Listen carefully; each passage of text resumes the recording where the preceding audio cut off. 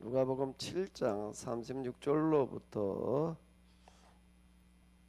50절까지가 되겠습니다.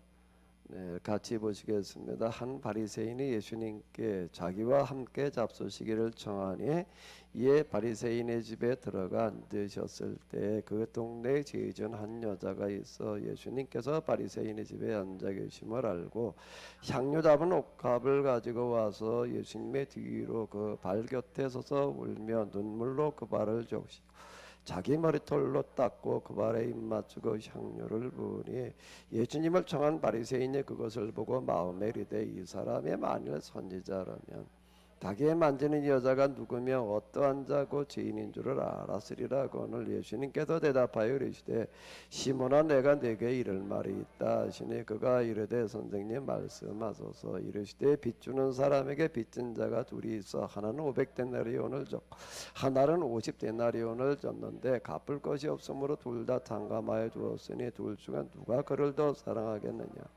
시몬이 대답하여 이르되 내 생각에는 많이 탕감받은 자니이다. 이르시되 네 판단이 옳다 하시고 그 여자를 돌아보시며 시몬에게 이르시되 이 여자를 보느냐. 내가 네 집에 들어올 때 너는 내게 발 씻을 물도 주지 아니하였으되 이 여자는 눈물로 내 발을 적시고 그 머리털로 닦았으며 너는 내게 입맞추지 아니하였으되 그는 내가 들어올 때부터 내 발에 입맞추기를 그치지 아니하였으며 너는 내 머리에 감람유도 붓지 아니하였으되 그는 향유를 내 발에 부었느니라.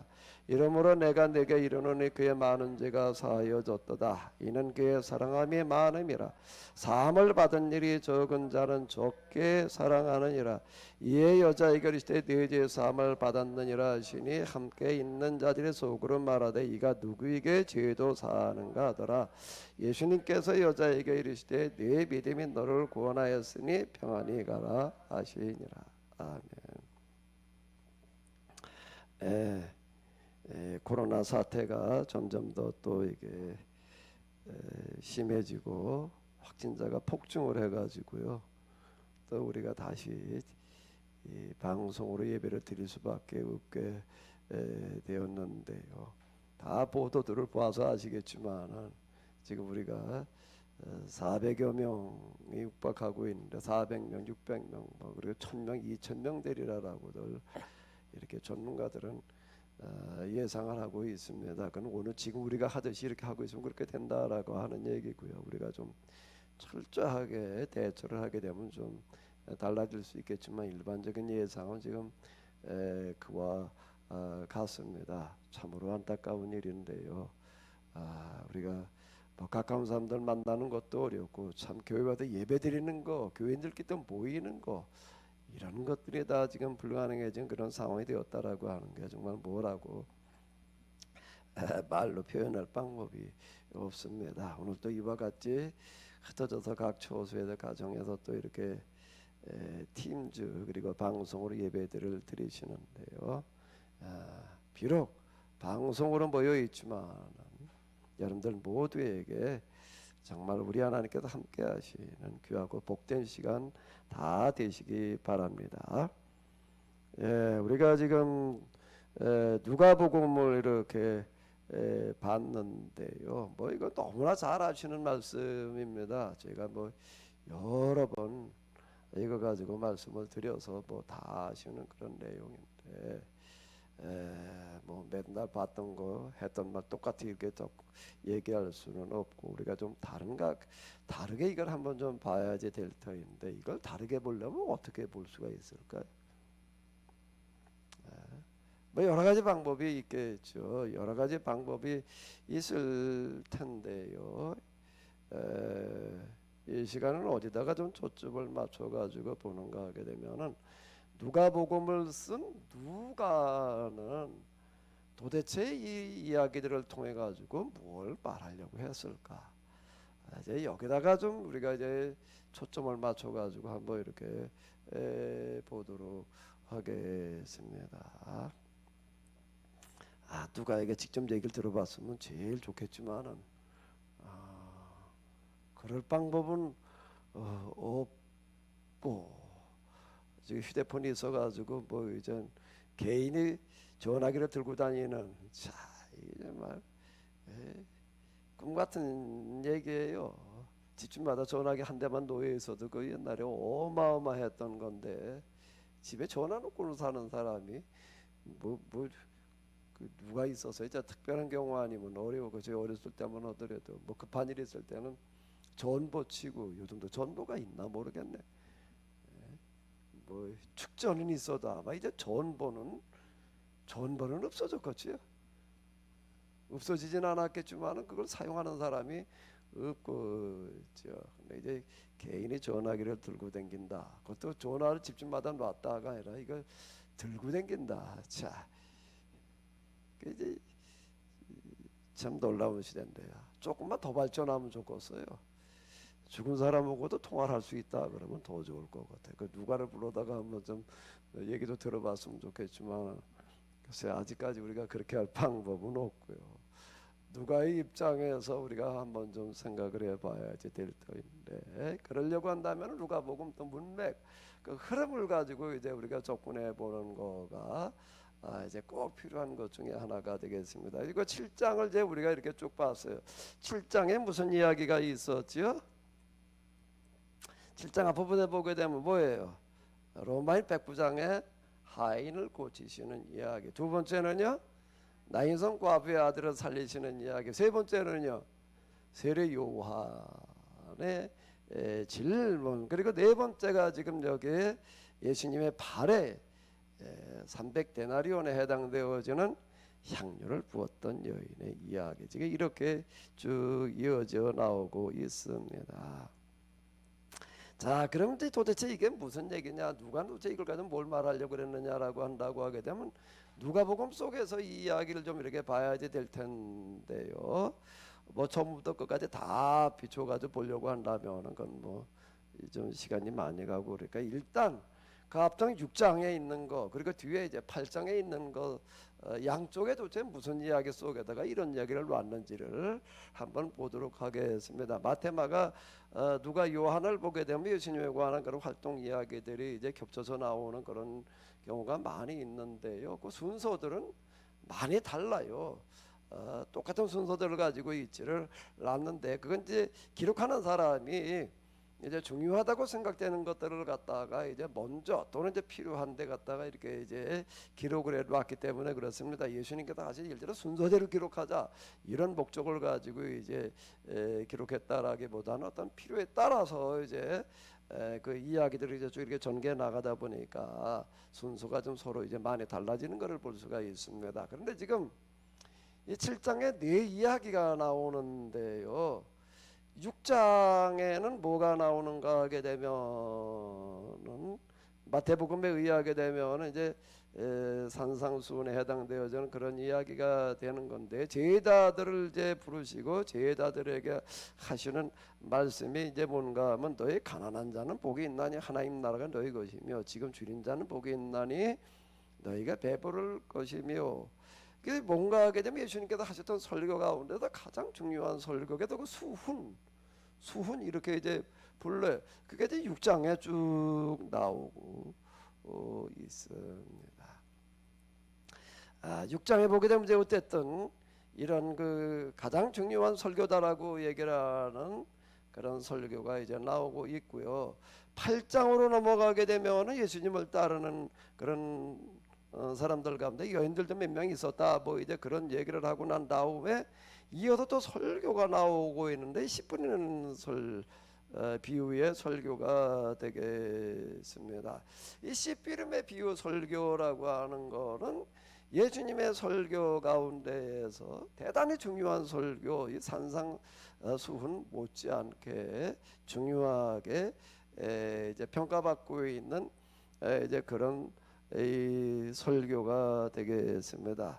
그 이스라엘 사람들의 그 기록하는 방식을 보게 되면은 어떤 문장도 그렇고 사건도 그렇고 이걸 갖다 그냥 어떤 순서로 배열을 하는가 하면 대칭으로다가 이렇게 쭉 배열을 합니다. 근데 이제 우리가 교회에서는 뭐 그렇게 대칭 분類까지는 안 하는데요.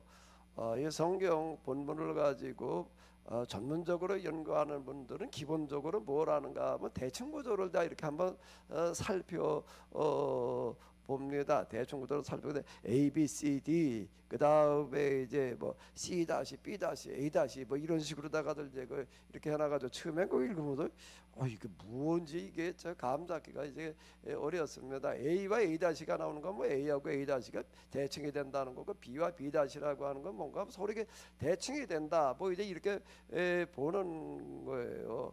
근데 예수님의 설교를 마태복음에서 보게 되면 5편이 나오는데 그게 이제 5편을 갖다가 설교를 갖다 대칭을 시켜 놓게 되면은 쭉 가다 이제 가운데 나오는 게 있습니다. 그게 이제 제일 중요하다. 이제 이렇게 보는 건데요. 마태복음에 의하면은요. 첫 번째 비유가 산상수훈, 두 번째 비유가 이제 파송의 설교고 세 번째 비유가 뭔가 하게 되면 씨뿌림의 비유 13장에 이렇게 나와요. 그 13장이라고 하는 건 대충 구조 속에도 중앙에 들어 있습니다. 그럼 그게 뭔가 하면 이제 제일 중요하다. 이제 대충 구조를 보게 되면 그렇게 보는 거예요. 우리가 그냥 순서대로 이렇게 보게 되면 마태복음에서 제일 중요한 설교는 산상수훈이다 이렇게 보이지만은요. 대충 구조로 보게 되면 13장 씨뿌림의 비유가 마태복음 설교에서는 제일 중요하다. 이렇게 보는 거예요. 자, 이제 그렇다라고 한다면 이 13장이라고 하는 이 설교 씨뿌림의 비유가 중요하다라는 것도 마태복음에는 대충 구조로 이렇게 보이지만은요. 마가복음으로 넘어가게 되면은 마가복음에 예수님의 설교가 거의 안 나와요. 거의 안 나오는데 유일하게 하나를 다루고 있는데 그게 뭔가 하게 되면은 4장에서 씨뿌림의 비유를 다루고 있습니다. 그 얘기는 뭔가 하게 되면은 마가복음에서 이 씨뿌림의 비유 설교 예수님의 설교 가운데서 무슨 설교가 제일 중요했냐라고 하는 씨뿌림의 비유가 제일 중요했다 이렇게 봤다라고 하는 그런 얘기가 이렇게 되는 거예요. 누가복음에도 보게 되면은 이제 8장에 가가지고서 씨뿌림의 비유가 나오고 있습니다. 6장에는 무슨 설교가 나오죠? 산상수훈에 해당되는 거예요. 그러니까 산에서 말씀하시질 않았기 때문에 여기 평지에서 말씀하셨다 이래가지고 뭐라고 그러는가 하면 누가복음에서는 산상수훈이라고 그러잖아요. 평지 설교 이제 이렇게 이야기를 합니다. 왜 숫자라는 안 붙이는가 하게 되면은 마태복음엔 설교 5편은 모아놨지만 누가복음은 좀 흩어져 있기 때문에 여기다 뭐 숫자를 붙인다는 거가 어려워요. 그래서 그냥 평지 설교. 근데 어쨌든 마태복음에다 이제 가장 중요하다라고 해가지고서 이제 수훈 예수님의 설교 가운데 가장 중요하다 그래가지고 마태복음 수훈이라고 불렀다는 얘기가 아니라 이제 연구하는 분들이 이제 수훈 이제 이렇게 이야기를 합니다. 그러면 6장에는 가장 중요하다라고 생각하는 그런 수훈이 나오고 8장으로 가면 또 뭐가 나와요? 공관복음에서 가장 중요하게 다루고 있는 씨뿌림의 비유가 나오는 거예요. 그러면서 7장의 이야기가 들었는데 그게 4개가 들어있어요. 이제 이 구조를 가지고 이제 한번 이렇게 보게 되면은 누가가 그랬을 때 아무 생각 없이 그냥 이 생각 이거 저거 갖다 늘어놓는 게 아니다라고 하는 겁니다. 가장 중요한 두 설교 사이에다가 뭘 놓았는가 하게 되면 내 이야기를 놓았다라고 하는 겁니다. 이제 이런 생각을 가지고 한번 이제 우리가 이렇게 보자고요. 그러면 이제 첫 번째 이야기가 뭐였다고요? 내 이야기는 도대체 어떤 이야기들인가라고 하는 거 한번 이렇게 또 우리가 보는 거예요. 첫 번째 이야기가 뭐예요? 로마인 109장이 뭘 고치는 109장에 누구를 고쳐주시는 이야기였죠?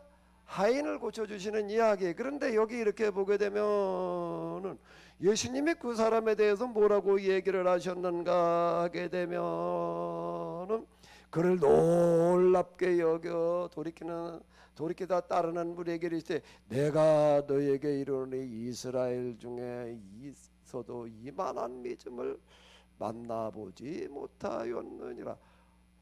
이게 보통 이야기가 아닌 거예요. 이스라엘 중에서 이만한 믿음을 만나본 적이 없다라고 얘기하신 그 이야기를 첫 번째 갖다가 왔어요. 그러니까 두 번째 이제 나인성 과부의 이야기를 우리가 이렇게 봤습니다. 나인성 과부에게는 뭐라고 얘기를 하시는가 하게 되면은 불쌍히 여기사 울지 마. 예수님께서 누굴 보고 불쌍히 여기시다 그런 얘기가 거의 없습니다. 또 울지 말라. 이건 예수님을 찾아온 사람들이 아니에요. 예수님께서 찾아가셨다. 그 가버나움에서 여기가 대략 직선거리로 몇 킬로 정도가 된다고요? 50여 킬로. 그건 굉장히 먼 거리예요. 이건 3일 거리예요. 거기를 찾아가셨다라고 하는 거예요. 예수님께 찾아와도 도움을 요청하는 경우가 있기 많이 있지만 이따금 몇 번 예수님께서 찾아가시는 그런 경우가 있는데 이게 그런 경우에 지금 해당이 되어 지는 거예요. 불쌍히 여기다 울지 말라라고 얘기를 하시고 지금 장례식을 치르고 있는 그런 청년의 관에 손을 대시면서 뭐라고 이야기를 하시는가 하면 청년아 내가 내게 말하노니 일어나라. 그랬더니 이게 일어났다라고 하는 겁니다. 그래서 온 소문이 이스라엘에 다 퍼져 나갔다. 여기에 의하게 되면 이 소문이 온 유대와 사방에 퍼지니라라고 얘기를 하는 걸로 이렇게 봐가지고서 누가가 이렇게 볼 때 지금 이 사건이 아마 이때까지 예수님께서 하셨던 그런 일들 가운데에서 너무나도 이제 놀라운 어떤 그런 가지고 온 유대와 사방에 퍼져나갔다라고 이렇게 이야기를 하고 있습니다. 세 번째 이야기는 뭐죠? 요한의 제자들이 이 소문을 듣고 이게 또 퍼져나가서 그 소문을 듣고도 제자들 보내가지고 오실 그분이 당신입니까? 아니면 우리가 다른 사람을 기다려야 됩니까? 뭐 이렇게 얘기를 이제 질문을 했는데 어쨌든 여기 지금 보게 되면은 그 이야기에 쭈르르 나가다 뭐라고 얘기를 하시는가 하면 예수님께서 뭐라고 얘기를 하시면 이렇게 얘기를 하셨어요. 한번 읽어보실까요? 여자가 낳은 자 중에 어떻다고요? 요한보다 큰 자가 없다. 이건 뭐 도대체가 뭐 예수님께서 하실 수 있는 누구에 대한 평가 가운데서 이건 제일 큰 평가예요. 이거는요. 지금요. 자, 그 다음에 또 뭐 누구의 이야기에 이제 금방 이제 우리가 읽은 예수님의 발에다 향료를 갖다가 붓고 이제 머리칼로 닦고 뭐 그랬다라고 하는 여자의 이야기. 그 여자에 대해서는 그럼 뭐라고 얘기를 하셨는가 하게 되면은 네 죄가 사여졌다. 라고 이렇게 이야기를 하시고 네 죄사함을 받았느니라. 그리고 이어서 뭐라고 말씀하시는가 하면 내 믿음이 너를 구원하였으니 평안히 가라. 어느 누구에게도요 예수님께서 이렇게 얘기하신 경우가 없어요. 네 죄가 사여졌다. 내 믿음이 너를 구원했으니 평안히 가라. 그건 없어요. 그리고 그 같은 이야기를 다루고 있는 이제 이건 향료를 갖다가 예수님께 붓고 그것도 발에 붓고 머리털로 닦았다. 그 300데나리온이나 나갔다라고 하는 그런 이야기는 뇌복음서에도 이렇게 다 다루고 있는데요. 이제 다루는 게 조금씩 다른데 마태나 마가에 의하게 되면 뭐라고 이 이야기를 이야기하고 있는가 하게 되면은 요거 조그만데 글씨가 읽으실 수 있을까요? 온 천하에 어디서든지 이 복음이 전파되는 곳에서는 이 여자가 행한 일도 말하여 그를 기억하라. 아니 복음이 전파되는 곳에는 누구에게도 전해줘야 된다는 거예요.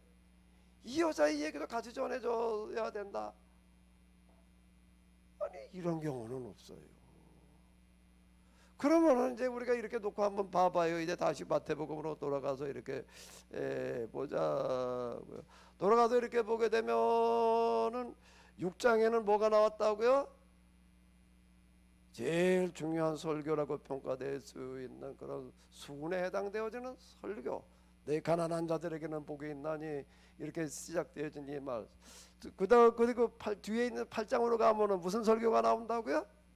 또 공관복음에서 제일 중요하게 다루고 있는 그와 같은 그 설교. 왜 그 설교를 가장 중요하다라고 요한복음에서도 씨뿌림의 비유로 얘기하고 있지는 않지만요, 씨뿌림의 비유 가운데에서 이 비유를 가장 중요한 설교로 얘기하는 평가하는 것은 왜 그런가 하게 되면 마가복음에서도 이 설교를 다루기는 건 마가복음에서 이 설교를 통해 가지고 뭘 얘기를 하는가 하면 너희가 보아도 보지 못하게 하라, 들어도 듣지 못하게 하라, 돌이켜 구원받지 못하게 하라. 이 본문이 여기 다 들어가 있어요. 이 씨뿌림의 비유 속에 들어있는 구약 성경 이사야에서 인용한 그런 말씀이 이렇게 되겠는데요. 마가복음에서 예수님의 설교 유일하게 이 씨뿌림의 비유를 다루고 있는 건 바로 요거 때문에 그러는 거예요. 구약 파기를 선언하는 말씀이 여기 들어있기 때문에. 요한복음에는 씨 뿌리는 이야기는 없지만은요, 요한복음에 보게 되면 12장까지가 이제 일반인들을 향해서 하신 그런 말씀인데 맨 마지막에 무슨 말씀을 하시는가 하면 바로 요 이 이사야서 6장에 있는 이 말씀을 인용을 하시는 거예요. 보아도 보지 못하게 하라, 들어도 듣지 못하게 하라. 이게 구약 대상들에게는 선언할 수 있는 가장 심각한 그리고 무서운 심판을 말씀하시는 설교이기 때문에 이제 그렇습니다. 그 씨 뿌림의 비유가 왜 중요하게 다루냐라고 하면 거기 뭐가 우리 씨 뿌리는 얘기로만 이렇게 자꾸 생각을 하는데 그 이야기를 통해 가지고서 결국에 가서는 뭔가 하게 되면은 기약 파기를 선언하시는 그런 말씀이었다라고 하는 거예요. 어쨌든 두 설교가 가장 중요해요. 근데 누가복음에서는 가장 중요한 두 설교를 다루면서 가운데다가 내 이야기를 넣어놨어요. 내 이야기를 넣어놨는데 내 이야기의 특징이라는 게 뭔가 하면 예수님께서 평가하실 수 있는 가장 큰 평가를 받은 사람들이라고 하는 거예요. 첫 번째는 뭐라고요? 온 이스라엘에도 이만한 믿음을 보지 못했다. 예수님과 놀라셨다 라고 하는 거야. 놀라셨대. 두 번째 이야기 이 이야기는 뭐 예수님께 불쌍히 여기셨대. 어디 누굴 불쌍히 여기셨다는 얘기가 거의 없어. 그러니까 여기 찾아간 사람의 이야기. 울지 말아라. 청년아 내가 네게 말하노니 일어나라. 그래도 어쨌든 이게 뭔가 온 유대와 이스라엘 사방에 다 퍼지는 가장 큰 소문을 내는 그런 이야기였다라고 누가복음에서는 이렇게 두 번째로 이야기를 하고 있습니다. 그러니까 세 번째는 뭐였다고요? 누구의 이야기라고요? 여자가 낳은 자 중에 어떻다고요? 요한보다 그 큰 자가 없대. 요한보다 큰 자가 없다라고 이렇게 이야기를 하시는 거예요. 그리고 네 번째 지금 이야기에서는 또 지금 여기 누가복음에는 이제 다른 거, 내 믿음이 너를 구원하였으니 평안히 가라. 네 죄가 사함 받았다. 그 누가복음에서는 이렇게 얘기하고 있지만 마태나 마가에서는 어떻게 얘기를 하고 있다고요? 온천하 어디든지 이 복음에 전해지는 곳에는 누구의 이야기도 같이 전해줘야 된다고요? 이 이야기도 같이. 그러면은 이게 무슨 얘기예요? 내 이야기의 특징이 뭐가 특징이에요? 예수님께서 평가하시는 이야기 가운데에서 가장 중요하다라고 보여지는 그런 이야기들을 갖다가 여기다가 지금 늘어났다라고 하는 거예요. 글을 쓰는 사람은 그냥 아무 생각 없이 그저 이 얘기 저 얘기 막 얘기하는 게 아니에요. 어떤 의도를 가지고 이걸 가지고 뭔가를 얘기하려고 하는 게 들어 있는 거예요. 그러면 이제 우리가 이렇게 이제 이게 이제 문맥 그러니까 행간의 의미라는 거는 지금 이런 얘기가 이렇게 되는 건데 이제 누가 입장으로 돌아가서 다시 이제 물어보자고요. 야, 누가는 도대체 네 사람의 이야기를 통해서 지금 뭘 얘기하려고 그러는 걸까? 네 개를 갖다 골라놓은 거예요. 지금 그런 이야기들을 갖다가 자, 좀 한번 생각할 시간을 잠깐 드릴게요. 생각 좀 해봐요.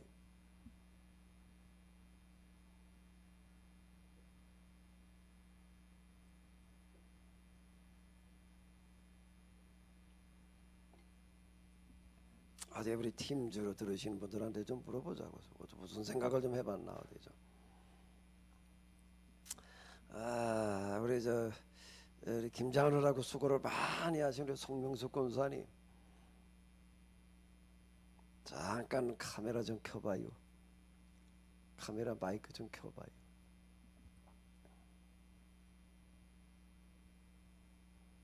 어제 송권사님 김장 끝나고 나서 교회 차 타고 같이 올라오려고 그러다가 팀들이 예배를 드린다 그런 바람에 그냥 포기하셨는데요. 송권사님 너무 김장하느라고 고생 많으셨어요.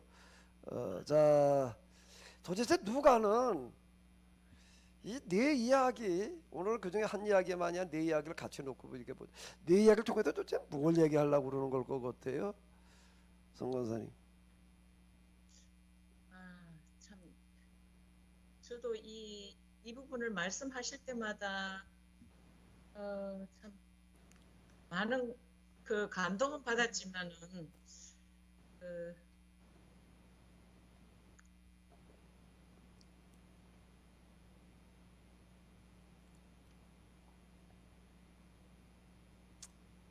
이걸 어떻게 우리가 이거를 이해를 해야 될까 이런 것들을요.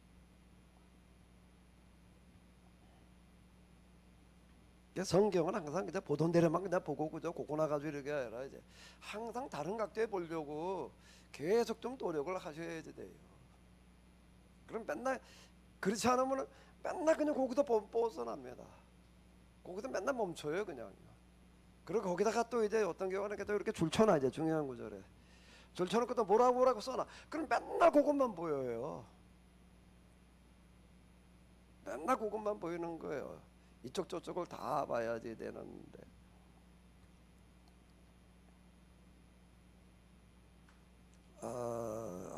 김장하시느라고 그냥 너무 진액을 빼셔가지고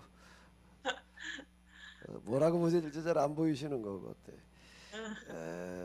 우리 저기 그래서 우리 송명수 권사님 김장 너무 고생 많이 하셨어요. 우리 저 또 누구한테 좀 여쭤볼까? 우리 김준수 장로님, 우리 계약준수 장로님은 좀 어떻게 생각하시는지 좀 한번 들어보자. 네, 아유, 참 영광입니다. 제가 생각하기에는 이, 이 여인이 참 제대로 그 하나님을 만나고 큰 죄사함을 받았다고 하는 그 놀라운 은혜를 그러한 어떤 그리고 회개하고 거기에 대한 그 감사함에 그러한 행위를 한 것을 기록한 것인데, 그래서 누가는 아마 이 여인이 예수님을 만나고 만난 그 사건을 그렇게 기록을 하지 않았나 이렇게 생각합니다. 예, 고맙습니다. 네네. 계약준수 장로님. 누가 또 좀 얘기 좀 해봐요. 얘기 좀 해보셔. 그럼 어떻게 이런 것들을 우리가 보고 이해를 해야 될지 좀 우리 저 이정호 장로님, 우리 구학 선생님 카메라하고 마이크 좀 켜봐요.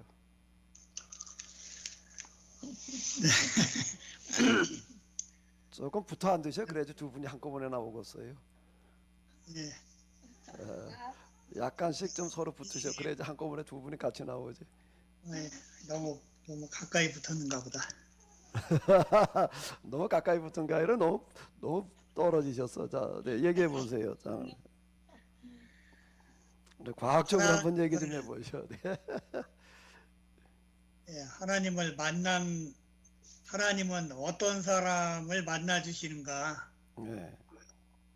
이게 어떻게 준비된 사람을 하나님께서 기뻐하시면서 만나 주시는가? 그런 생각들을 좀 해봤거든요. 예. 이방인이든 유대인이든 정말 하나님을 진정으로 만나고자 하는 사람들의 그 마음이나 태도는 어떠해야 되는가, 그런 것들을 좀 얘기를 하시는 것 같아요. 예, 고맙습니다. 과학적인 근거를 가지고 얘기하신 거라고 보여지는데 우리 최명희 권사님 얼굴 금방 어디로 도망갔어요. 최명희 옆에 권사님 있어요.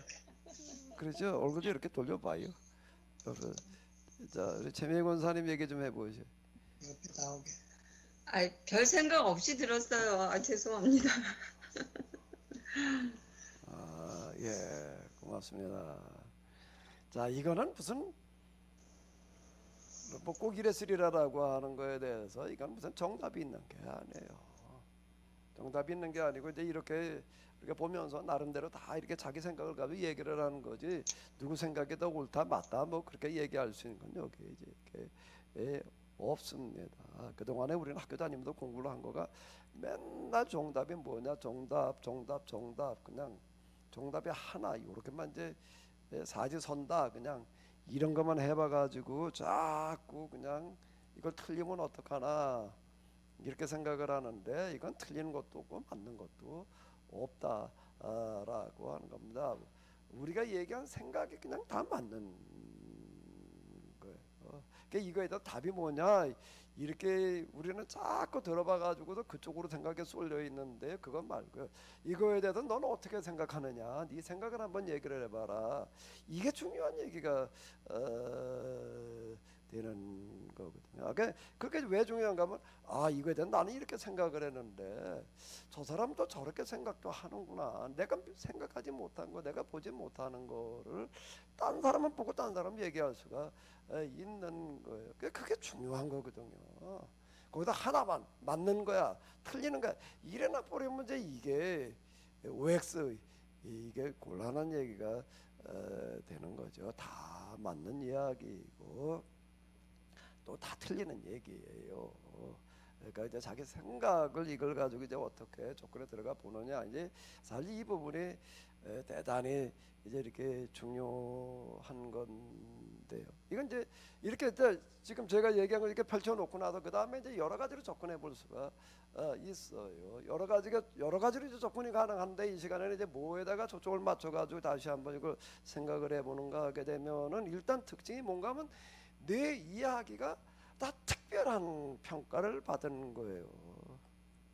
내 이야기가 이보다 더 큰 평가는 어디서도 찾아보기가 어려울 만큼 특별한 이야기들을 지금 누가 하는 가장 중요한 두 설교사에다 갖다가 지금 네 개를 지금 이렇게 놓은 거예요.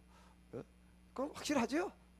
그럼 이걸 가지고 이제 우리가 어떻게 이제 이걸 볼까? 누가는 왜 이렇게 요 네 이야기를 놨을까? 네 이야기만 있는 게 아니잖아요. 그럼 마태복음으로 넘어가 보면 마태는 어떻게 하고 있는가 하게 되면 5장의 설교와 그 다음에 10장의 설교 사이 첫 번째 설교가 5장인데 7장까지 8장 9장 두 장에다가는 여러 이야기들을 갖다 놨는데 어떻게 갖다 놨는가 하면 10가지를 갖다가 놨습니다. 거기서 열이라는 숫자가 이게 굉장히 이게 중요한 예. 그 열은 뭘 말하려고 그러는 거겠어요?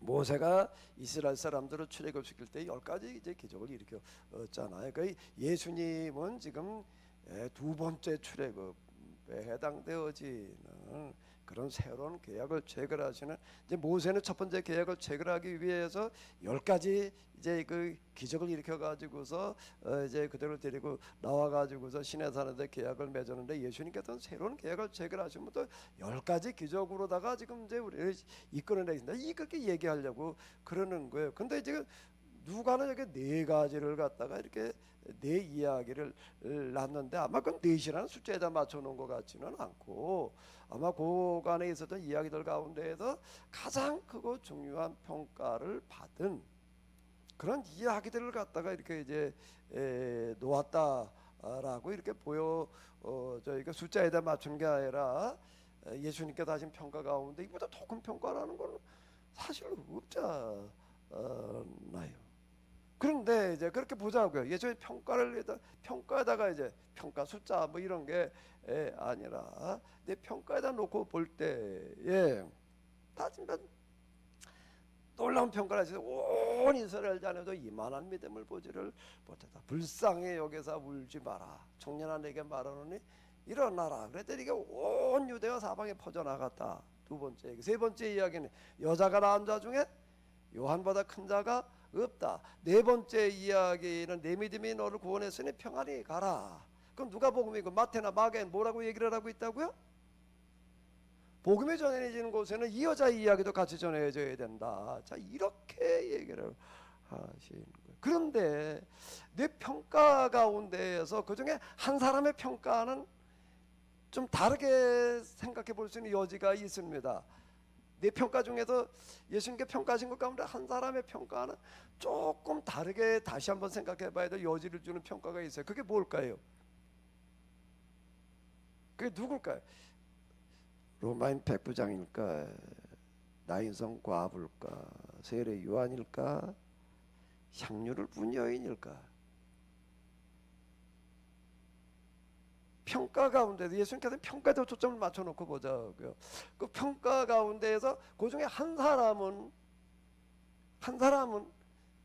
좀 뭔가 조금 약간 좀 다시 생각해 볼 수 있는 여지를 주는 게 있어요. 그게 뭐지요? 누구였어요? 그 중에서요? 세례자 요한. 왜? 그 얘기는 뭐라고 얘기를 하셨기 때문에 그러는 거죠. 여자가 낳은 자 중에 요한보다 큰 자가 없다. 이렇게만 얘기하시는 것이 아니라 뭐라고 얘기를 하셨는가 하게 되면은 세례 요한에 대해서 이렇게 얘기를 하시는 거예요. 한번 읽어보세요. 누구든지 나로 말미암아 실족하지 아니하는 자는 복이 있도다. 이건 세례 요한에게 하신 얘기예요. 그럼 무슨 얘기가 되는가 하면은 세례 요한이 지금 무슨 질문을 했는가 하게 되면 나인성 과부의 아들을 살릴 그런 이야기 기타 등등 누가복음에 의하게 되면 로마인 백부장의 하인을 살리는 그런 이야기를 듣고 나가지고서 이게 뭐가 좀 이상한 거예요. 이게 이분이 진짜 메시아 맞나? 그때 성령께서 하나님께서 말씀하시기를 성령이 임하여 그 뭐 위에 머무르는 사람이 메시아다 이렇게 얘기를 하셔서 예수님 위에 성령이 임하여 있는 걸 보고 이분이 이제 바로 성령으로 세례 주실 분이다라고 이렇게 자기가 사람들한테 소개를 했는데 그런데 그러고 나서 많은 관심을 가지고 하시는 일들을 갖다가 쭉 듣다 보니까 이게 뭐가 좀 이상하다라고 느껴지는 거예요. 그래가지고 특히 나인성 과부의 아들을 살리시는 그런 이야기, 온 유대 사방에다 그냥 아주 소문이 이제 진동을 했다라고 이렇게 얘기를 하고 있으니까 그 소문 듣고 나가지고선 제자들을 보내서 묻는 게 뭔가 뭐 오실 그이가 당신입니까? 아니면 우리가 또 다른 분을 기다려야 됩니까? 이러고 있는 거예요. 그런 그에 대해서 뭐라고 얘기를 하신가 하면 누구든지 나로 말미암아 실족하지 아니하는 자는 복이 있다. 이건 무슨 얘기가 되는 거예요? 무슨 얘기가 되는 거지요? 나를 오해하지 않는 사람 복이 있다. 그러면 요한은 어땠다는 얘기예요? 예수님은 그가 한 일, 제가 앞에서도 계속 말씀드린 대로 정말 광야에서 회개의 세례를 주고 설교하는 회개를 촉구하는 설교를 하는 이런 그 일이라고 하는 것은 정말 여자가 낳은 자 중에 정말 가장 큰 일을 했다라고 평가를 할 만한 일이었지만 예수님에 대해서는 지금 오해를 하는 거예요. 저 이렇게 볼 수 있습니다. 이건 뭐 누가한테 가서 직접 물어봐야 될 노릇인데 뭐 물어볼 방법이 없으니까 그냥 추정을 해봐야 누가는 두 이야기 가운데에서 가장 크게 평가를 받은 이야기들을 갖다가 쭉 들어놓으면서 무슨 얘기를 하고 싶었을까요? 무슨 얘기를 하고 싶었을까? 누구든지 나로 말미암아 실족하지 아니하는 자는 복이 있도다. 이걸 말하려고 하지 않았을까? 아마 다른 의도가 또 있을 수 있겠지만 이 의도도 가장 중요한 의도 중에 하나였으리라고 이렇게 보여진다라고 하는 거예요. 여자가 낳은 자 중에 요한보다 큰 자가 없다라고. 그리고 말라기 맨 마지막 장 4장에 보게 되면은 메시아가 오기 전에 엘리야가 먼저 오리라. 그 엘리야라고 예수님께서도 이렇게 얘기를 하셨거든요. 그런데 뭐가 문제였는가? 그를 향해서 말씀하시는 거예요. 나를 오해하지 않는 사람은 복이 있도다. 그러면서 첫 번째 사람을 예수님은 오해하지 않은 거예요. 두 번째도 오해하지 않았고 네 번째도 그런데 두 번째 누구죠? 요한은 예수님을 지금 오해를 하고 있었다. 이걸 얘기하려고 하는 거. 그 얘기를 거기다 왜 써놓겠어요? 누구든지 나를 인하여 실족하지 않은 자는 복이 있도다라고 하는 그 얘기가 그렇게 간단하게 그냥 아무 생각 없이 그냥 갖다가 예수님께 그런 말씀 하셨으니까 그냥 갖다 써놓는다 이렇게 얘기할 수 있는 게 아니라 그걸 가지고 지금 뭘 얘기하려고 하는가? 누가복음을 써나갈 그와 같은 그 즈음에 우리가 앞으로 정말 예수님을 믿는데 어떻게 하는 게 중요하다고요? 예수님을 믿긴 믿는데 오해하지 않는 게 중요하다. 요한복음으로 나오면 계속 말씀을 알아야 된다라고 하는 거. 아니 예수님은 말씀이래. 로고스라는 건 말씀이에요. 말씀. 이 말씀을 깨달았느냐? 이게 그만큼 중요한 거예요. 말씀을 똑바로 깨달아 하는 거는 굉장히 중요한 겁니다. 그건 제가 이제 이런 거가 왜 이렇게 이제 다시 보이는가 하게 되면 그 어떻게 하다 보니까 저 하나님을 좀 경험을 하고 뭐 이러고 해가지고서 이제 여러분들 뭐 잘 아시잖아요. 왕곡동에서 그냥 거기가 뭐 정말 콧구녕만한 놈에서 이제 거기서 그러고 있다가 뭐 이제 제가 좀 하나님을 경험한 걸 가지고 다니면서 이제 세미나 그리고 또 책을 써 놓으니까 이제 그걸 소문이 나가지고서 이제 뭐 몇 달 동안에 이제 뭐 사람들이 저기 한 250명이 몰려와 가지고서 저 고등학교 강당에서 예배드리는 거 뭐 그거 잘 아시잖아요. 그래 뭐 제가 이제 목회에만 좀 전념을 해야 될지 말아야 될지 그때가 참 고민스러웠습니다. 매주 몇 명씩 그냥 뭐 듣고 찾아오고 이제 이러는데 제가 목회와 이거 내가 하는 그 세미나 영성 운동을 좀 같이 하면은 그게 바람이었는데 조금 시간이 지나가면서 이렇게 보니까 이게 가치가 안 되는 거예요. 제가 둘 중에 하나 선택할 수밖에 없어가지고 참 그때 많은 고민을 했어요.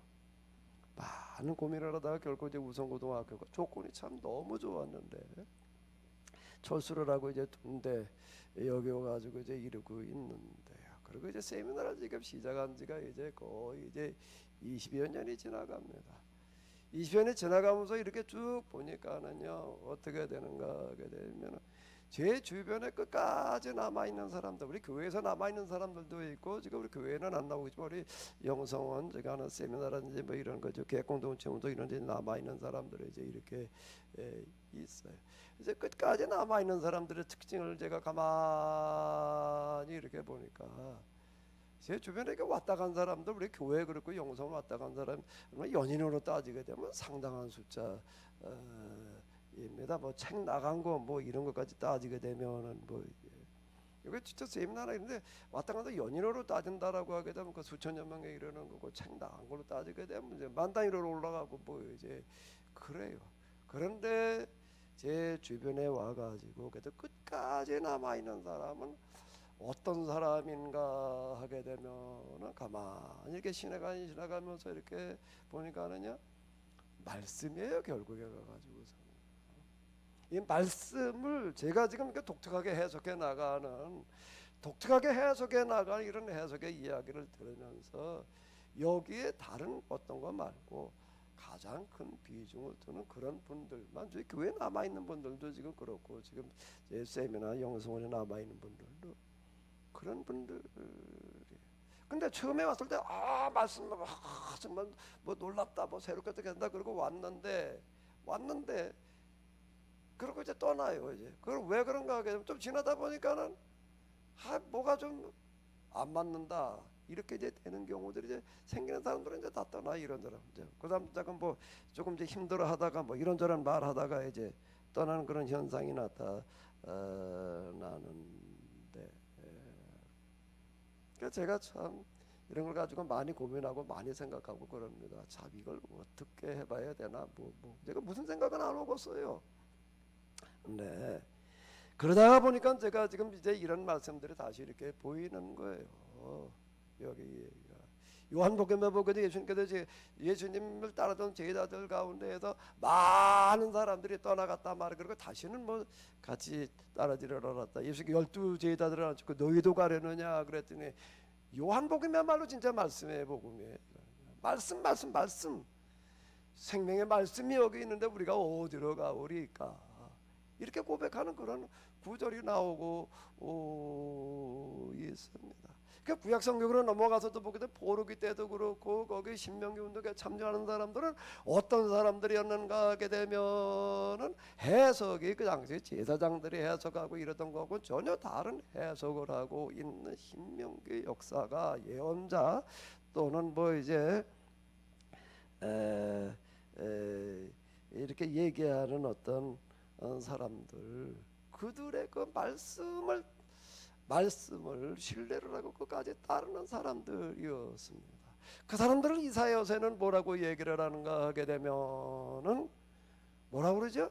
남은 자라고 하는 게 봐도 보지 못하게 하라 들어도 듣지 못하게 하라. 그러니까 뭘 보고 뭘 듣는다는 얘기가 아니라 말씀을 얘기를 하는 거예요. 말씀을 봐도 뭔 얘기인지 보지 못하게 하라.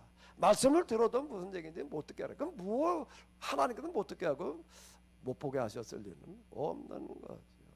똑같이 얘기되고 있는 걸 가지고 이걸 똑바로 알아듣는 사람이 있는가 하게 되면 그게 안 되는 사람이 있다라고 하는 겁니다.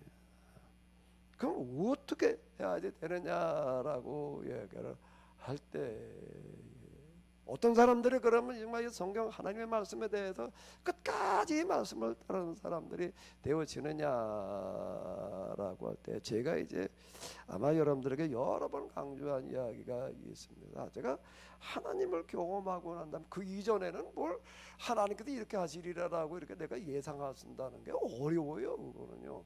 그런데 그 하나님을 경험하는 그런 경험이 저한테 약간 좀 독특한 부분들이 이제 이렇게 있었습니다. 면전 뭐 기타 등등 직접 이렇게 뭐 이제 대화해야 되는 상태 뭐 기타 등등 뭐 여러 가지가 있고 이제 신비 체험 뭐 이래가지고 하나님께서 이제 이렇게 하실래나 보다. 너무 생생하게 느껴지는 그런 부분들이 있어요. 제일 처음에 생각한 건 그때 뭐 영성 운동이 이제 한참 달리질 때니까 내가 하나님 영성을 경험하고 나서니까 하나님 나에게 이제 영성 수련을 하려고 그러시는구나. 케르스의 영성이라는 걸 내가 그래가지고 이렇게 지은 거예요. 그때 내가 아주 확신을 했어요. 왜 그런가 하면 93년부터 기도 시작을 해가지고서 이제 몇 년 기도하고 난 다음에 그때 기도 시작할 때는 아직 그렇게 영성이 그냥 그렇게 활개치질 않았는데 90년대 이제 후반쯤 7, 8, 1쯤 가니까 그냥 온 교회 신문이 그러면서 맨 영성 그냥 무슨 어디 뭐 진목 수련 안에 뭘 하느니 뭐 이런 식인 거예요. 마침 내가 그 하나님 경험이 끝났을 때예요. 그래가지고 몇 군데 돌아다니면서 뭐 그 영성 내가 경험을 이러이러게 했다 그러니까 다 영성에 대해서 관심 가지고 쫓아가는 사람들만 있었는데 난 경험을 했다 그러니까 이제 이게 이제 화제가 돼가지고 어디 영성 모임에 가서 한번 얘기하게 되면은 꼭 몇 사람은 저 있는 데까지 찾아오는 거예요. 그러니까 내가 하나님께서 참 이렇게 영성의 시대가 올 줄 아시고 나를 갖다가 미리 이렇게 경험을 시켜 놓으셨구나. 어떻게 그렇게 생각한 게 뭐가 잘못됐나? 하나님께 뭐라 그러시는 게 아니라 내가 스스로 생각하기를 참 하나님께서 정말 난 영성 시대가 올 거라는 건 몰랐는데 자 이걸 갖다가 이러다 이게 이제 영성 이제 뭐 와가지고 쫓아오는 거예요. 사람들이 뭐 어떻게 기도를 했습니까? 어떻게 기도를 해야 됩니까? 몇 사람이 모으니까는 그 사람들 데리고 내가 그냥 이렇게 하나 이제 영성원을 하나 이제 영성 훈련 과정을 이렇게 하고는 되겠구나. 그 영성 모임하는 데가 우리나라 엄청 많네. 가보면은요 뭐 많은 사람들이 모이는 거는 아니에요. 뭐 한 20명 30명 이제 이 정도 또 이렇게 많은 데는 한 4, 50명 이런 데인데요. 그 사람들은 영성에 대해서 진짜 지대한 관심들 가지고 영성을 한번 해보려고 그러는 사람들이 그러니까 이 사람 그 중에서 또 이제 얘기 듣고 나가지고서는 찾아오는 사람들은 정말 해보려고 그러는 사람들이에요. 이 사람들은 난 그렇게 생각을 해죠. 당연히 이거 하나님께서 참 미리 준비시켜 놓으셨다. 근데 시간이 지나가면서 보니까 이게 아닌 사람들이 와가지고 처음에 영성 수련을 하겠다고 뭐 훈련 이러고 왔다가 무슨 무슨 신비처럼 보니까 뒷전이 돼버리고 뭐가 앞전이 돼버렸는가 하게 되면 내가 영성을 경험한 걸 가지고 성경을 해석하는 거에 더 관심 들어가지고 여기에 더들 이제 은혜들을 받고 거기에 매달리는 바람에 이제 영성 훈련이 뒷전으로 가버리고 성경 해석이 이제 앞전이 돼 버렸어요. 그게 안 맞더라고요. 물론 그 이전 영성훈련 이전에는 또 뭔가 하게 되면 거기 이제 뭐 병자 고치는 어떤 이런 걸 통해 가지고 내가 이제 성경 그런 구절이 있다가 마음이 뜨거워지고 이러고 했는데 기도하러 다니다 보니까 진짜 그런 능력이 내 안에 막 오는 거예요.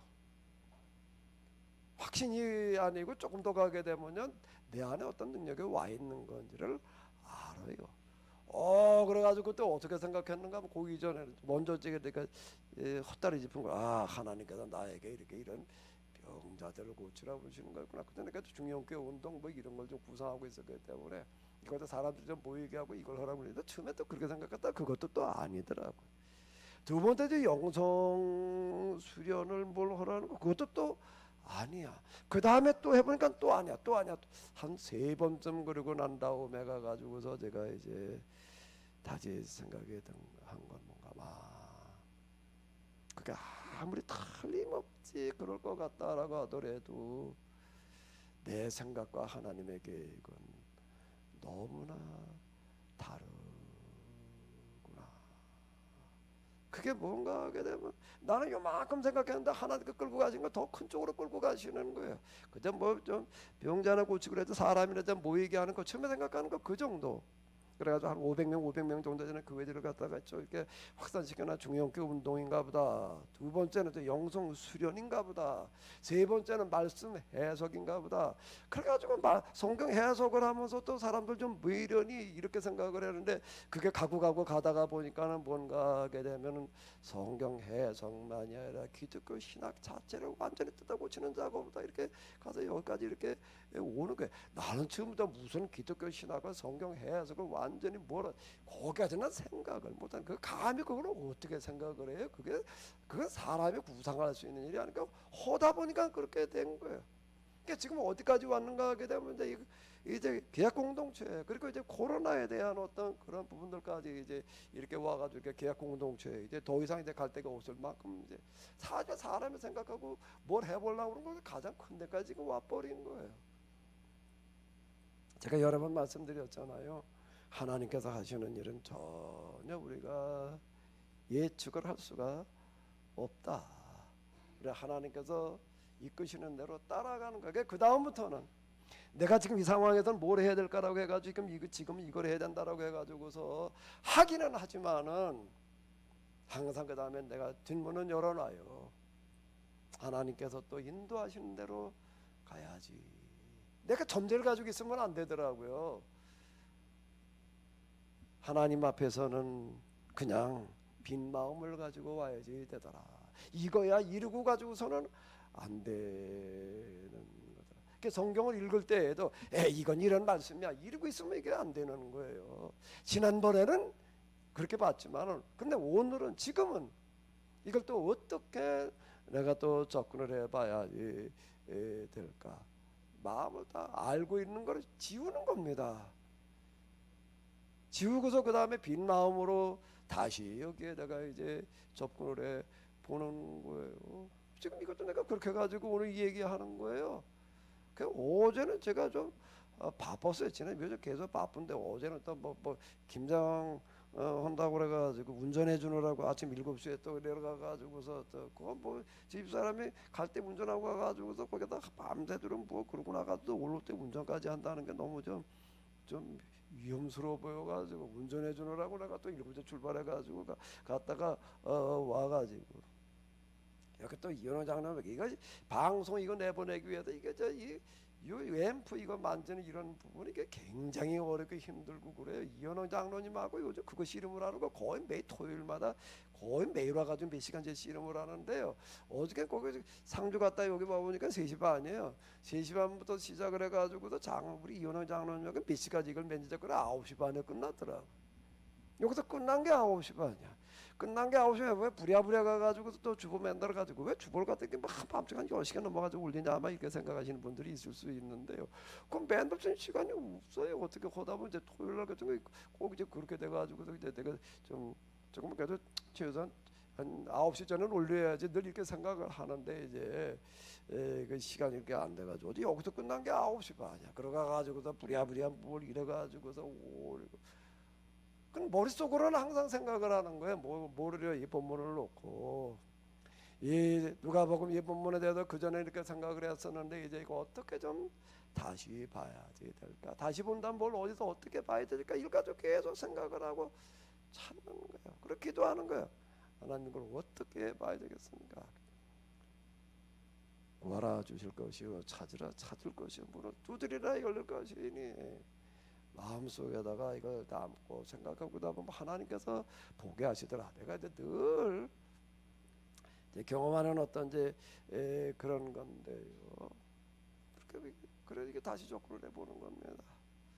그래서 여기 지금 제가 이거 다음에 또 이걸 가지고 또 다르게 또 한번 보려고 그래야 되겠죠. 맨날 똑같이 봤던 얘기나 그냥 가지고 그렇게 할 수는 없을 거. 네. 근데 이제 여기다가 이제 놓고 보자고요. 다시 한번 읽어볼까요?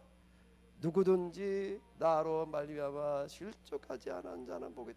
요 세례자 요한은 유일하게 뭔가를 메시아는 이러이러한 분이다 이러이러하게 하실 것이다라고 하는 걸 가지고 있는 사람이 그러니까 이게 안 된 거예요. 그것 때문에 실패하는 거예요. 이게요. 그것 때문에 하나님 앞에는 빈종이 가지고 나와야 돼. 뭐 써가지고 나오면 안 돼요. 하나님 앞에 써가지고 나와서 여기다 결제해 주십시오. 그러면 안 되는 거예요. 하나님한테는 뭘 가지고 나오는 거예요? 빈종을 가지고 나와서 제가 뭘 어째야 될지요. 제가 이걸 어떻게 이해하고 어떻게 해석을 해야 될지요. 여기다 써 주십시오. 아멘? 아멘? 써가지고 나와가지고 맞춰보려고 그러면 여기다 결제를 해 주십시오. 근데 하나님께 뭐라고 써나 내가 얘기한 거 다르면 이게 뭐가 이상하네. 저기 세미나 이거 뭐 하고 그럴 때 진짜 관심 가지고 와가지고서 해보려고 하는 사람들 글쎄 뭐 많으면 많고 적으면 적은데요. 정말 이거라고 한다면은 뭐 나 가지고 있는 거 뭐 얼마 안 되지만 다 내놓을 수 있다. 뭐 그러는 사람들 좀 있었어요. 어떤 사람 와가지고서 그래도 그 당시 이게 그 뭐 그저 한 초기 뭐 15년 넘은 얘기인데 아유 그 신발 같은 그런 사람 있어요. 그 무슨 그 공장을 이렇게 좀 하고 있었습니다.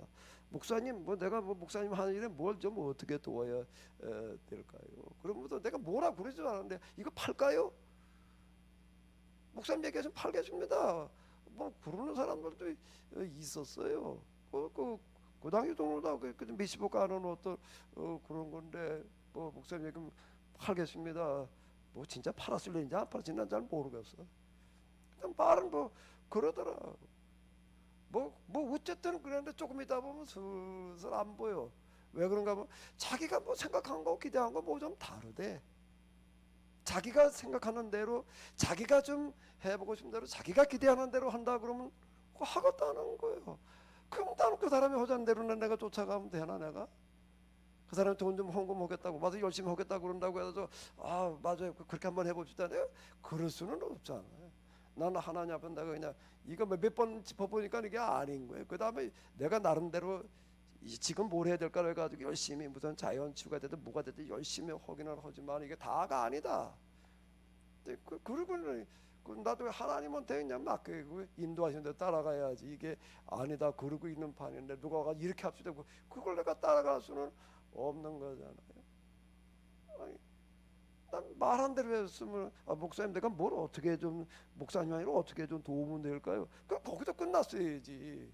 근데 좀 이따 보니까 자기 생각하고 뭐가 좀 뭐 어떤 사람 내 성경 해석을 하네. 그 다음도 진짜 정말 그 번제대까지 직종서로 오던 그런 분이 오늘은 안 보여.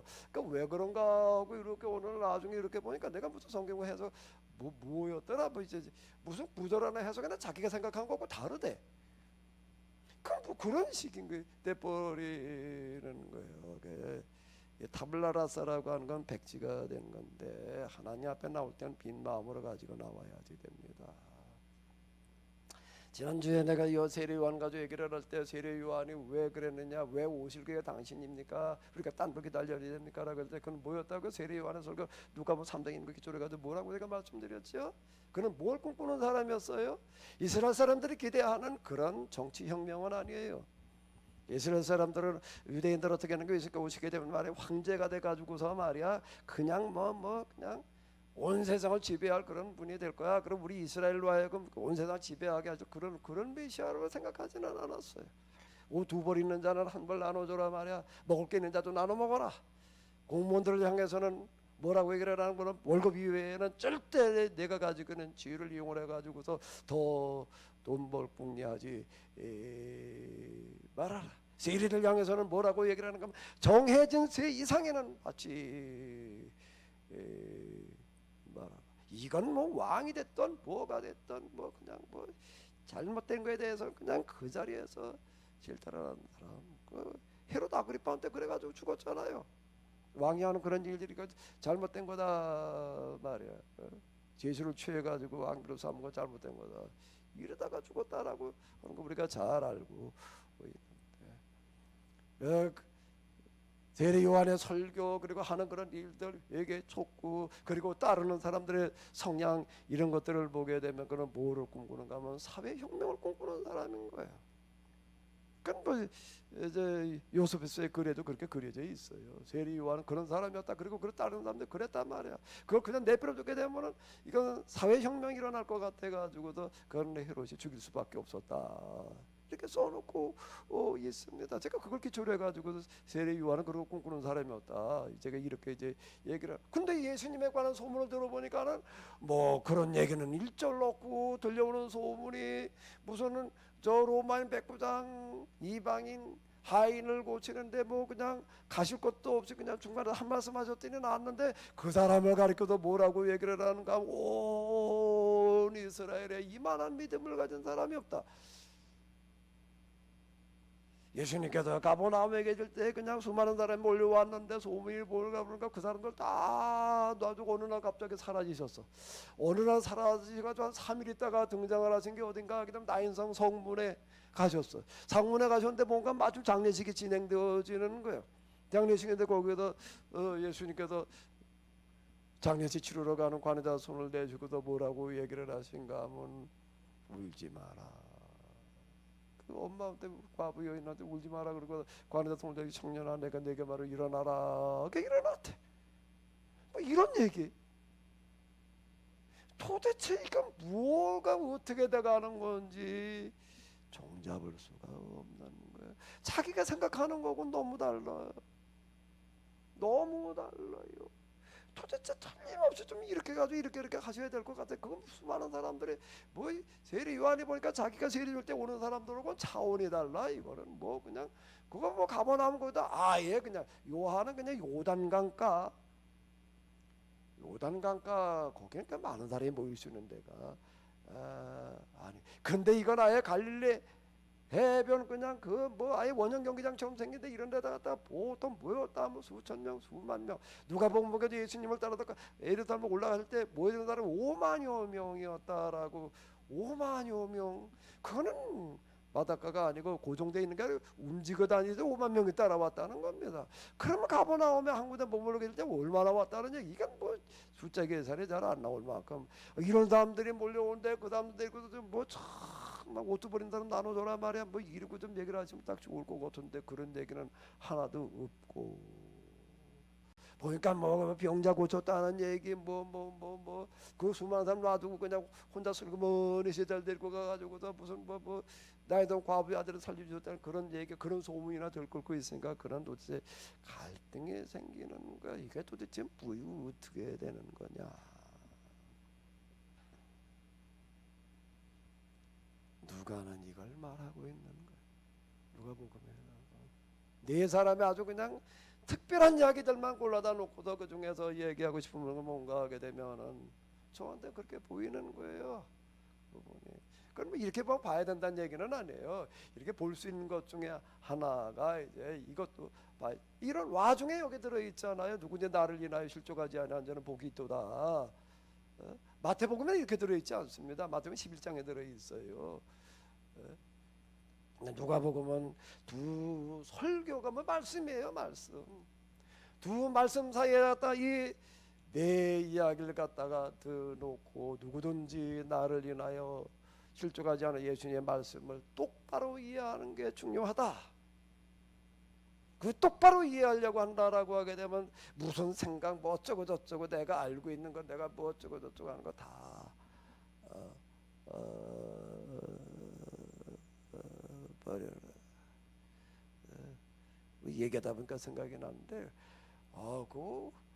저 남편이 무슨 뭐 직박 의사인가 뭐 하는 어떤 그런 분이었는데요. 얼마나 제 세미나에 관심을 가지고 열심히 이렇게 오는 분이었는지 몰라요. 근데 어느 날 안 보여. 왜 그런가 했더니 뭘 가지고 그러나 내가 해석한 게 조금 뭐가 좀 자기 마음에 안 들었던 거야. 근데 뭐 보시기에 좋았더라를 내가 해석할 때였어 진짜. 보시기에 좋았더라를 다 매일 하루하루 끝날 때마다 뭐 이제 보시기에 좋았더라는 게 이러이러한 거다 이렇게 했더니 그건 아니다라고 생각이 될 때라 뭐 네 번째 날인가에는 뭐 보시기에 좋았더라가 없대나 뭐 그러면서 그건 뭐 마귀에 뭔데 말이야 뭐 이렇게 해가면서 그거 하나가 안 맞는다고 사실 그 비슷하게 생각하는 사람들 많았습니다. 그렇게 와도 열심히 와서 뭐 그냥 뭐 하려고 그러다가요 어느 날 보게 되면 그러니까 뭐가 자기가 생각하는 거고 좀 뭐 기대하는 거고 좀 해석하는 거고 좀 뭐가 다르다. 제가 하는 거 제가 생각하는 것만 맞다는 내가 얘기하는 건 아니에요. 내가 생각하는 대로 해야 된다는 거는 아니에요. 그렇게 말한다면 그건 말이 안 되는 얘기죠. 제가 얘기하려고 하는 건 뭔가 하게 되면 나하고 생각이 난 다른 사람 난 그걸 굉장히 나는 중요하게 사실 제가 저 세미나라고 책을 쓰고 그러는데 나하고 또 생각이 달라가지고 얘기하는 사람 이야기가 굉장히 도움이 돼. 나와 다른 각도에서 봐주기 때문에 그럼 같이 봐나가려고 그러면 되는데 그거는 나하고 얘기하는 게 다르니까 에이 싫어 이래 돼버리면 그냥 곤란한 얘기가 돼버리는 겁니다. 그럼 스스로가 이제 걸려 넘어지는 거예요. 누구든지 뭐라고요? 나를 인하여 실족하지 않아 저는 복이 있다. 두 중요한 설교사에다가 놓고 요한복음으로 나가 이 말씀에 대해서 오해하지 않아야 된다는 거. 아직 예수님 말씀이라는 거예요. 설교라는 거예요. 그건 다시 얘기를 한다면 계약법이라고 하는 그런 얘기인데 계약법에 대해서 오해하지 않는 자는 복이 있도다라는 그런 말씀이 되겠는데요. 사람이 어쩔 수 없는 게 선입견이라고 하는 거를 버린다는 거는 굉장히 어렵습니다. 첫인상을 어떻게 지워요? 어떤 사람 딱 만났는데 이렇게 딱 보니까 그냥 온 생각이 있잖아요. 그거 어렵습니다. 어떤 분 이렇게 얘기하면 나 그냥 딱 보면 안 돼. 그냥 뭐 얘기해 볼 것도 딱 들어보고 딱 보고 한마디 딱 말 나오는 거 어떤 사람이 다 안 돼. 그런 사람일수록 그렇게 얘기하는 사람 진짜 있었어요. 근데 그 사람이 만나가지고 하는 거가 맨 사기꾼만 만나더라고. 내가 보니까 맨 어제 사입이 여기 그런 사람 데리고 오는 사람이 있었어요. 이분은 진짜래. 자기 볼 때 진짜 목사님하고 꼭 좀 한번 만나게 해드려야 될 것 같아가지고 데리고 왔대. 그래 여러 사람 아마 내가 나한테 한 5명 데리고 이렇게 왔는데 그 데리고 온 사람 것도 어떤 사람은 뭐 아주 대단한 사람도 있었어요. 그런데 가만히 이렇게 하나하나 이렇게 보니까 하느냐 이게 뭐가 좀 딱 보면 아는 게 아니야. 딱 보면 속아 이 사람 보니까 그 스스로가 그냥 자기는 안다고 생각을 하는 거지 아니더라고요. 뭘 하나를 안다는 게 참 어려운 겁니다. 판단 내리지 말고 절대 마지막 판단은 어떤 경우에도 점 딱 찍어 놓을 일이 아닌 것 같아요. 콤마까지만 놓고 좀 이런 거 같구나 이런 거 같구나 이러구나 이게 틀리면 일어나 버리면 돼. 이게 곤란해지는 거예요. 뭐가 문제인가 하면 마침표가 문제가 되는 거예요. 쉼표까지만 찍어놔요. 아멘. 그리고 더 기도하면서 더 진지하게 다가가려고 하다가 보게 되면 하나님께서는 그 사람에게 가장 크고 중요한 그런 말씀들을 깨닫게 하실 줄로 믿습니다. 틀림없이 아마 누가가 의도한 것 중에 하나는 이 여자가 낳은 자 중에 요한보다 큰 자가 없다라는 이야기뿐만이 아니라 나로 인하여 실족하지 않은 자는 복이 있도다라고 하는 구절에다 같이 내 이야기 속에서 놓은 것은 아무리 세례 요한이라고 하더라도 여자가 낳은 자 중에 요한보다 큰 자가 없다라고 하더라도 하나님 앞에 나올 때는 다 빈 마음을 가지고 하라. 이거다라고 결정해 놓지 마라. 점 찍어 놓지 마라. 누가복음을 읽다가 보게 되면은요, 누가라는 사람은 참 놀라운 데가 있다. 이렇게 그가 이런 것들을 써내려갈 수 있다라고 하는 거, 이런 것도 다 서로 경험했다라고 하는 그 영성의 경험이 뒷받침되지 않으면 이거는 할 수 없는 말입니다. 이런 얘기는요. 선입견이라고 하는 거, 고정관념이라고 하는 거, 첫인상이라고 하는 게 우리 모두를 지금 지배하고 다 우리 거기 지배받고 살아가는데 하나님 앞에 나올 때는 이거저거 다 내려놓고 완전히 빈 마음, 빈 자세, 백지를 가지고 나와야 될 줄로 믿습니다. 그리고 오늘 나에게 말씀하십시오. 제가 여러 번 말씀드렸지요.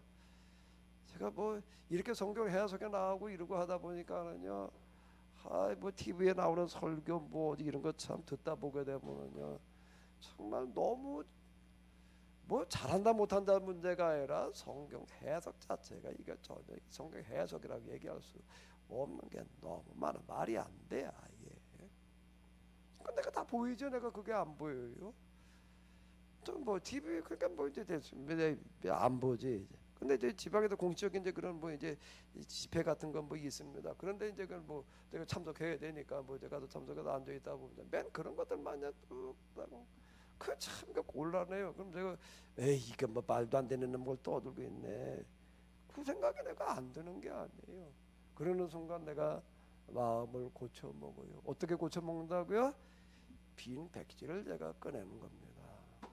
빈 백지를 꺼내놓고 내가 이렇게 내가 기도하는 거야. 하나님,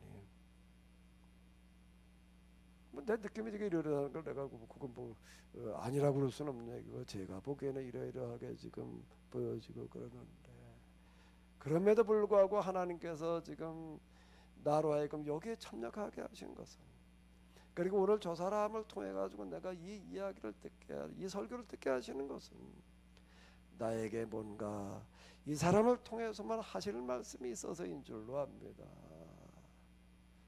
그리고 내가 마음을 다 비고 백지를 내놔요. 백지를 내놓고 가만히 앉아서 진지하게 듣습니다. 진지하게 들어나가다 보게 되면 거기에 써지는 게 있어요. 그게 뭔가 하게 되면 그 사람을 통해서만 들을 수 있는 하나님께서 하신 말씀이라고 생각되어지는 것들이 다 틀림없이 있습니다. 내가 한두 번 경험하는 게 아니에요. 우리가 지금 이 시간에도 여러분들 예배를 드리실 때에도 빈 마음을 가지고 서시기 바랍니다. 매 예배 시간마다요, 내가 아는 거 전제 어쩌고 저쩌고 다 비고 하나님 앞에서 우리가 뭐라고 내 생각을 가지고 나와가지고 어쩌고 저쩌고 하나님과 누가 변론을 할 거예요? 하나님과 뭐 지혜를 가지고 얘기를 할 거예요? 말이 안 돼요. 그냥 빈 마음을 가지고 진지하게 지금 이 시간 나에게 말씀하십시오 라는 마음을 가지고 귀를 기울이고 있다. 생각이 자꾸 딴 데 가지 말고요, 집중을 하나님께로만 해야지 됩니다. 하나님께로만 그 예배에 설교에 집중하면서 지금 나에게 말씀하여 주시옵소서라고 하다 보게 되면 하나님께서 나에게 주시는 말씀이 있을 줄로 믿습니다. 어떤 일에서든지요, 이건 설교 예배 시간만이 아니라 어떤 일에서든지 하나님 앞에 기도하고 도움을 구할 때에는 이렇게 해 주십시오 가지고는 안 되는 거예요. 될 수가 없습니다. 그건 말이 안 되는 거예요. 내가 하나님을 부려먹으려고 그러나? 하나님 내 생각대로 해달라고 그냥 그렇게 내가 할 수가 있는 거? 그건 말이 안 되는 거예요. 하나님께서 저 생각에는 나는 이러해야 될 것 같은데 이러이러한데 제가 어째야 되오리까? 라고 진지하게 묻는 자세가 필요할 줄로 믿습니다. 우리가 또 이와 같이 이제 팀주로 또 방송으로 예배를 드릴 수밖에 없는 안타까운 상황이 됐는데요. 비록 우리가 방송으로가 가정에서 이렇게 예배를 드리시지만 그래도 여러분들이 드리는 그 예배에 우리 하나님께서 찾아오셔서 나 인성과 앞으로 찾아오셔서 함께 하시는 그런 시간 꼭 되시기 바랍니다. 여러분들이 드리는 예배도 이제는 온라인, 이제 헌금도 온라인, 이게 뭐 도대체 이제는 뭐가 어떻게 돼가는 건지 참, 만나는 것도 이제 온라인 이래야 될 판인데 그래도 그 가운데 우리의 마음이 중요한 건데요.